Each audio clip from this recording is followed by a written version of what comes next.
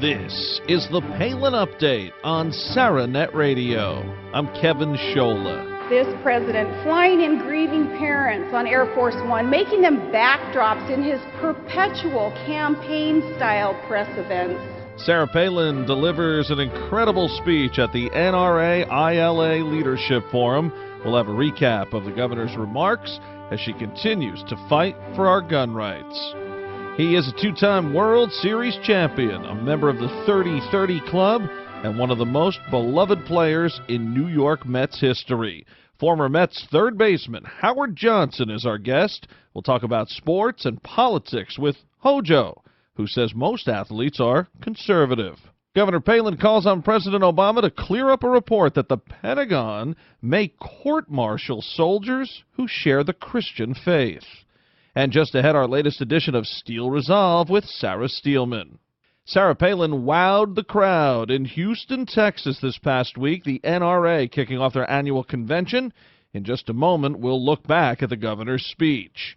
Right now, we welcome in our guest, a man who patrolled the hot corner in New York City for years, and he had some very good seasons as a Met, a three-time member of the 30-30 Club. Twice he drove in over 100 runs for a season, and he has two rings, one from the 1984 Tigers and, of course, one from those memorable 1986 Mets. They call him Hojo. Howard Johnson, welcome to the Palin Update on SaraNet Radio. How are you, sir? I'm doing good, Kevin. How you doing? Great. Thanks for being here. We appreciate it. My pleasure, man. Thanks for getting together with me.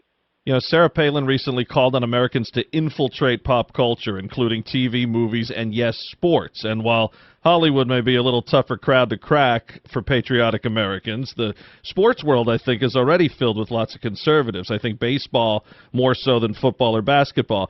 Do you find a lot of players you've been around over the years to be conservative in many ways? And are many players political at all?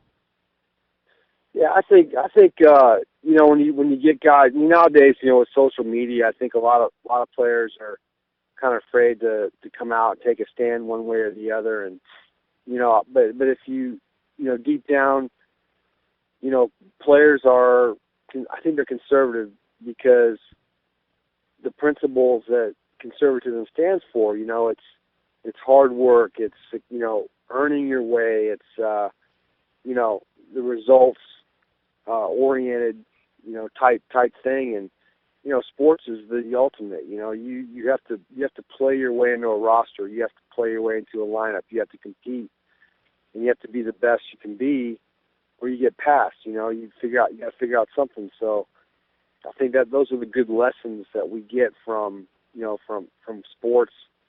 That for me, you know, when I think of conservatism and what it stands for, and you know, how to live that kind of lifestyle, I think it's all about competition and a desire to be the best you can be, and not have things handed to you. And that's kind of where, you know, that's kind of the way I see it right now.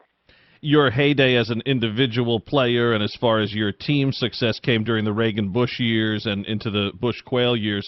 What was it like in the capital of the world, New York City, winning in that atmosphere and during a time where capitalism reigned supreme? Did that shape you politically at all as a young man, the Reagan times? Yeah, I think before that I really didn't have didn't understand what conservative or liberal was. You know, our only, you know, there was no talk radios, there was no Rush Limbaughs, you know, there wasn't anything like that going on. So, you know, it was just kind of, you did your own thing. You survived on your merits. And you know, Ronald Reagan, I knew we were in a lot of trouble with Jimmy Carter as president. Things were not good. And then when Ronald Reagan took over, you know, I remember the tax rate went from like 70, you know, to 24 or whatever, 25%. And, you know, this country just took off.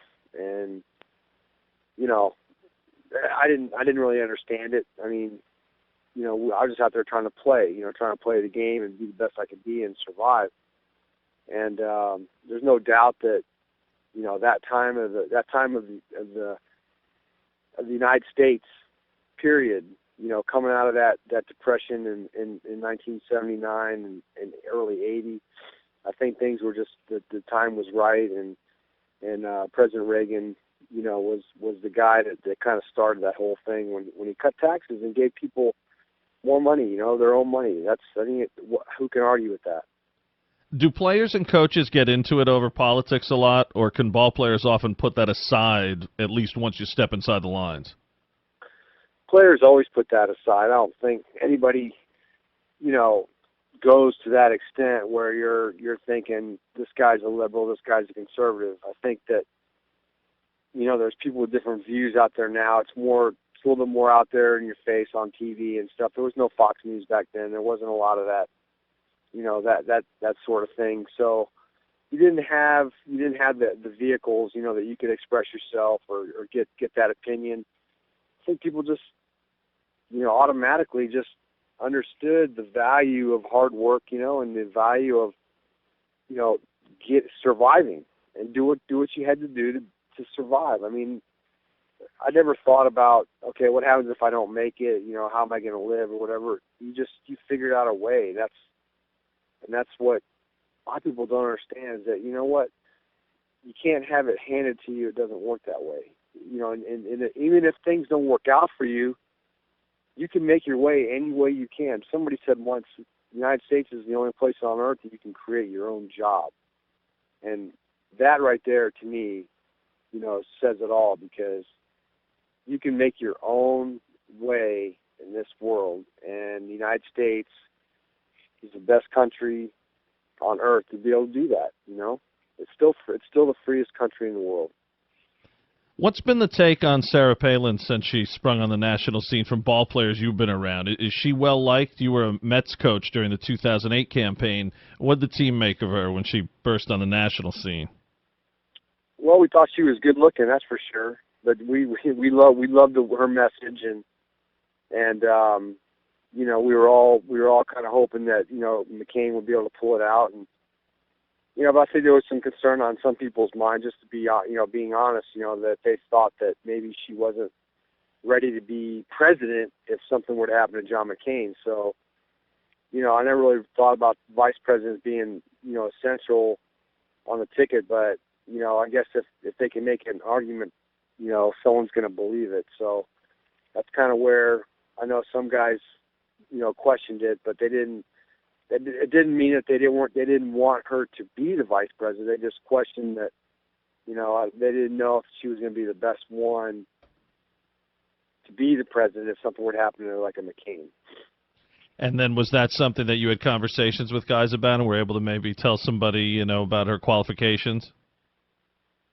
Yeah, I mean, her qualifications, she ran a state for goodness sake. So, I mean, she has leadership ability. I don't think that, you have to be the smartest person. You don't have to be the most wealthy.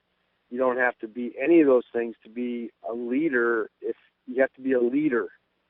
And I think that, it's hard to define leadership because it's one of those things where you just recognize it, and for her to come from where she came from, basically nowhere, to running a state and then being able having a chance to be on the ticket, those are big accomplishments. And regardless of how you feel about her, you can't look at that and say that doesn't have value or that shouldn't be merited, because it should be. That's not something that happens every day. You don't get more American than baseball. It's part of the fabric of our country. As a baseball man, do you see a lot of the values of this country being messed with right now by bureaucrats in Washington? I do. I just think that there's too much involvement with and the daily life of everybody. You just look at the government is everywhere, and I just don't like the fact that there's just more and more, whether it's cameras everywhere, drones, all of it, it's just there's no privacy. And, there's such a push now after this last election, there's such a hunger for, half the country wants the other half to take care of them. And that's the thing that I will never understand is how someone can fall into that trap. You know, it's not the way to survive. It's not the happiness in this country should be you determining your fate. You know, where it is you want to go, the limitations you put on yourself. You shouldn't have, you know, a centralized authority telling you what you can and can't do, what you can buy and what you can't buy. And, you know, and then if you are successful, you got to fork over, you know, a good portion of what you make to support somebody who doesn't. You're a Christian. How's that received in the sports world? We see some athletes being criticized for their belief in Jesus. Well, you're going to find that everywhere. I mean, throughout time, you know, Christians have been persecuted for their faith, and you know, sports is, you know, guys like Tim Tebow, you know, have been great for Christians because they're so outspoken, and you know, it's still. I know a lot of players who you wouldn't believe, you know, don't like Tebow just because of the way he is, and you know, I don't know how you can dislike a guy for standing up for what he believes in and living the way he you know, what he believes. That's the bottom line. It's not what he wants you to think about him. It's just him being him, and people are very, very quick to, you know, jump down his throat, or, you know, Christian's throat if, you know, if they do something wrong, or, you know, something happens to them. They want to throw that up at everybody as saying, look, you know, he's no better. And no one is saying that, you know, Christians are better. You know, that people make mistakes. Everybody makes mistakes. And people are going to sin. There's going to be that part of, you know, in life, period. And you can't go around, first of all, worrying about, you know, what someone's going to think of you. And so you got to stand up for what you believe is right.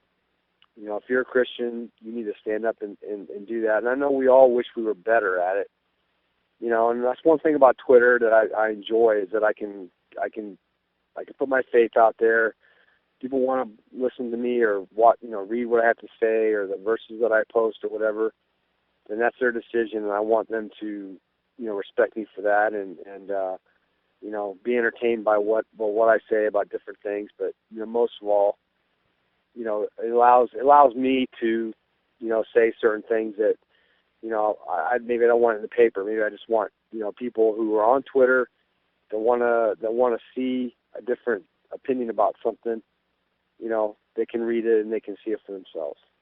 Howard, you're best known for your time with the New York Mets, and of course that team had an incredible run there in the 80s into the early 90s, winning the World Series in 1986, a team that pulled off miracle after miracle in the regular season and, of course, in the playoffs with the Buckner situation and the extra innings against the Astros in the NLCS. And you're also known as a wild bunch of guys, and we all know about the stories on and off the field, but that team was pretty smart, too. I know a lot of those guys were very well-read, yourself included. And didn't Keith Hernandez have a relationship with President Nixon for a little while there before Nixon passed away? I mean, you guys were paying attention to what was going on in the world, too, not just raising a lot of heck on and off the field. Oh, man, you wouldn't believe it. We had a very, very smart team, and you know, guys took their job seriously, you know, even though there was a lot of stuff going on off the field and guys playing hard and, you know, all the different things that happened. It didn't matter, you know, everybody took their job very, very seriously, and they wanted to be the best. And, you know, New York can do that. There's a certain edge it takes to play there, and to have any success there, you have to be able to survive and get something out of you that you're not used to getting, you know, or only you can get it, you know. There's a certain desire that you have, or fear, you know, even if it's kind of not really a fear, but just, it's hard to describe it, Kevin. It's just an edge that you gain by playing there. And I don't know if it's because there's so much media, you know, the fans there, they're just very knowledgeable. You know, if you don't play hard, that one thing I learned very early, and that's probably one reason why people appreciated me there, was that if you played hard, you got dirty, you got bloody, you did what you did, you could go for 4, and they're not going to kill you, you know, because you're out there giving yourself and playing as hard as you can, and you know, it doesn't matter how much money you make or whatever. If you play hard, give it your best shot every night. And most people, go home, they can at least say that about you, even though you might not have done well. So in a way, we could say you could kind of understand the media spotlight that a Sarah Palin's been under because you played in New York and had that type of spotlight on you. But unlike the national media, the way they treat her, you would have a way to be positively portrayed even if you didn't succeed. You said playing hard would get you that, whereas a Governor Palin, no matter how hard she works, she has her detractors, just like you mentioned Tim Tebow, that are out to get you no matter what you do. Yeah, people are gonna get on Governor Palin because she's outspoken. She's a fighter. She's not giving up. She's not going to be she's not going to go back into the shadows. She is who she is, and that's what we enjoy about her, is that she's not afraid to say what she thinks. And all the people just need to listen to what people say and see how they behave and what they do. Okay, if it backs it up, if it matches, then what else is there? It's like I could say something, but if I don't walk it or live it, then it's not going to work. I have to be honest with myself, and if I say something, I got to do it. And it's not that I'm saying something just for publicity's sake, because to me it's not really that big of a deal. And I don't think she really looks at it that way. I don't think she looks at it as she has to say stuff to come across a certain way. I think she just says what she believes. And now, Howard, you, of course, two-time world champion, 30-30 guy, obviously the athletics there in the genes, and you're blessed with a bunch of athletic children, aren't you? How are the Johnson kids doing?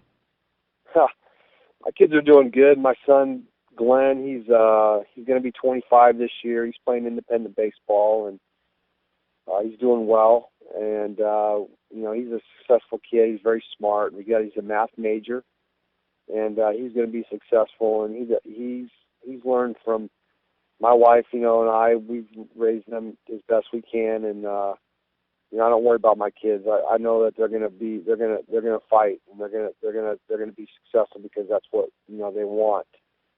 And they don't expect us to take care of them, and they're going to survive.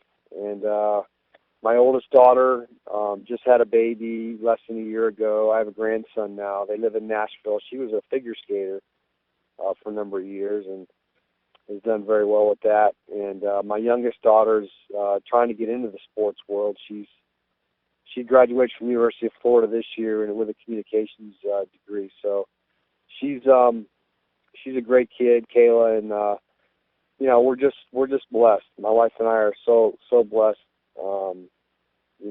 with our children, and that they've turned out well. And my wife has really been the backbone of that. She's been there when I haven't been, because of my job, and my wife Kim deserves all the credit, really. And Hojo, as you know, I want to steal your dog. She's a sweetheart. I mean, that's a good looking pup you got there. That's Tebow. Tebow is she's 5, and she's the third in line, third generation of that dog. We've had the original golden we had was Malone, and she gave birth to 11 puppies, and one we kept was Sap. We named her Sap, and Sap had 4 puppies, and Tebow was the one we kept. So Sap is still alive. Malone's passed. We had to put her down about 5 years ago. Sap is almost 13 years old, so she's still hanging in there. And Tebow is we're trying to mate her this year so we can have our 4th generation of that dog, and they're the sweetest dogs ever. Oh, you got to love the names if you can't tell, folks. Hojo, a big Florida sports fan, the state of Florida, I should say. With pretty much. Yeah, there you go. So, well, Howard Johnson, you're a wonderful player and a terrific coach now, and a great American too. And we really appreciate you coming on, spending some time with us, and we wish your Tacoma team all the best of luck this season. Kevin, I really appreciate it. Thank you for wonderful interview and chance to talk about some things that we don't always get a chance to talk about. And hopefully the United States gets back on track here, and we get going in the right direction. And we're hoping that and praying that things turn out well for this country. As you know, things have been a struggle, but got to keep the faith, keep praying, keep working. It's hardworking people are what keeps this country going. Thank you, Hojo. For more on Howard Johnson, you can follow him on Twitter at 20Hojo. That's 20HOJO. And you can check out the Rainiers website at TacomaRainiers.com. And speaking of infiltrating sports and entertainment, a busy week in that respect for the Palins. The Palin family attended the Kentucky Derby, and they even met some of the cast of Duck Dynasty. Well, the NRA held its annual convention in Houston, Texas this past week. This year's NRA theme is Stand and Fight, so Governor Palin being a featured speaker made a lot of sense. She has stood her ground against attacks and has fought for gun owners tooth and nail. Saranet Radio was on hand for Palin's remarks, and she encouraged the like-minded crowd, saying, "We are fighting the fight." The governor, wearing a Women Hunt T-shirt, chided our failed elected officials. And how many of our leaders who are there, they're there for themselves. They're in it for themselves, not for the American people. Palin said many of the D.C. bureaucrats are in the politics of emotion. Emotion won't protect the good guy's rights. And emotion is not leadership. The politics of emotion, it's the opposite of leadership. It's the manipulation of the people by the politicians for their own political ends. Governor Palin pointed out that the same media that buried George W. Bush serves as a cheerleader for Barack Obama, who, according to Palin, wrote the book on exploiting tragedy. Along with Obama, Palin also called out Nancy Pelosi, Barbara Boxer, and Dianne Feinstein for using unethical tactics. And it's not just self-serving, it's destructive, and it must stop. After shootings in Sandy Hook, Aurora, and elsewhere, government suits approach things the exact wrong way. The question raised in Washington is, well, what can we do to limit the freedom of the people? But it's the wrong question. The question better asked is, what can we do to nurture and support a people capable of living in freedom? Governor Palin whipped out a tin of smokeless tobacco when addressing the hypocrisy of Mike Bloomberg, who wants it to be illegal to display legal tobacco products. Take New York City. The mayor there still bitterly clinging to the notion that government must control the people in all aspects of life. The tobacco move was met with laughs and cheers, similar to the response the Palin Big Gulp received at CPAC earlier this year. Palin joked at the NRA forum that she swiped the dip from Todd. During her comments, Governor Palin quoted John Adams and Margaret Thatcher, and then things turned ultra serious when Palin used the Kermit Gosnell case as an example of how sorely we lack integrity in the media. When a monstrous mass murderer of innocent babies finally goes to trial, faith stays silent. They're helping freedom destroy itself. The battle for the Second Amendment is personal to Governor Palin. Hey, as the mother of a combat vet, as an independent Alaskan, as a lifetime member of the NRA, and as an American, this fight is about what kind of people we are. And always optimistic and Reagan-esque, Palin offered encouragement and praise, telling the crowd in attendance and at home that they are what keeps us reloading in this fight. Palin said, "I love you guys." You're in a fight in which the people with the policies they admit won't work are the good guys, and the folks protecting freedom are somehow the bad guys, and yet you don't give up. Just weeks ago, the liberal Toomey Manchin gun control bill was shot down, and then, this past week, Sarah Palin assured us all that we will continue to battle anyone who tries to pick apart our sacred right to bear arms. Wonderful news for the NRA, wonderful news for liberty, tremendous news for America. After a Breitbart article this past week examined the possibility of the Pentagon prosecuting soldiers for promoting their faith, the Mama Grizzly roared. Governor Palin posting online, quote, President Barack Obama had better clear this up today, right now. Surely he is just allowing his handlers to throw up this kind of ridiculous, amoral, un-American trial balloon. I call on Obama to address this immediately with the American public, clear it up, and renounce these reports as the nonsense they surely, in God's name, must be, unquote. Sarah Palin always keeping a watch on our freedom and liberty. Now our weekly commentary, Steel Resolve. Here is Sarah Steelman. Thanks, Kevin. There's a country song that I love by Joe Nichols called Old Things New. In it, he talks about how he's taken some old things and making them new. One old thing that I think we need to make new is restoring the baccalaureate service to high school graduation ceremonies. It used to be sponsored by the school. It was included in the graduation announcements that the graduates sent out. It used to be that all the students participated as a school-sponsored event. Even those who were not graduating provided music and readings.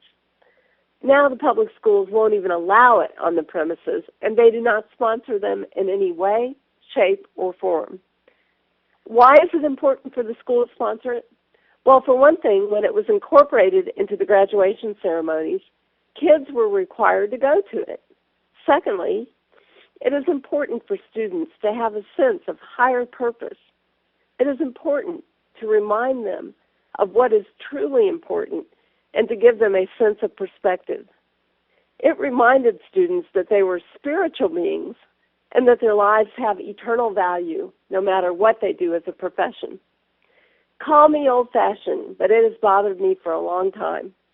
My oldest son graduated in 2005, and our public school still sponsored one. 2 years later, in 2007, it was gone.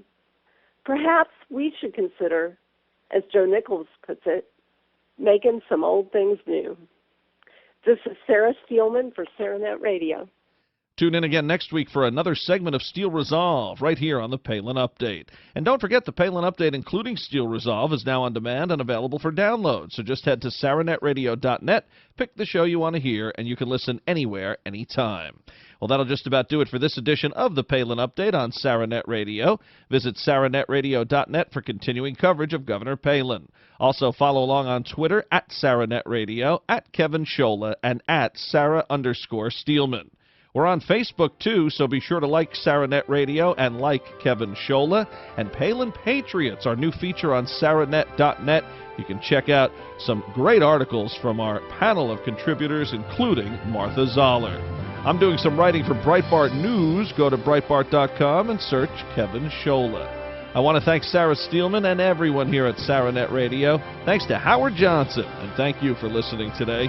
Please be sure to join us next time for another edition of the Palin Update. I'm Kevin Scholla. Have a pleasant day.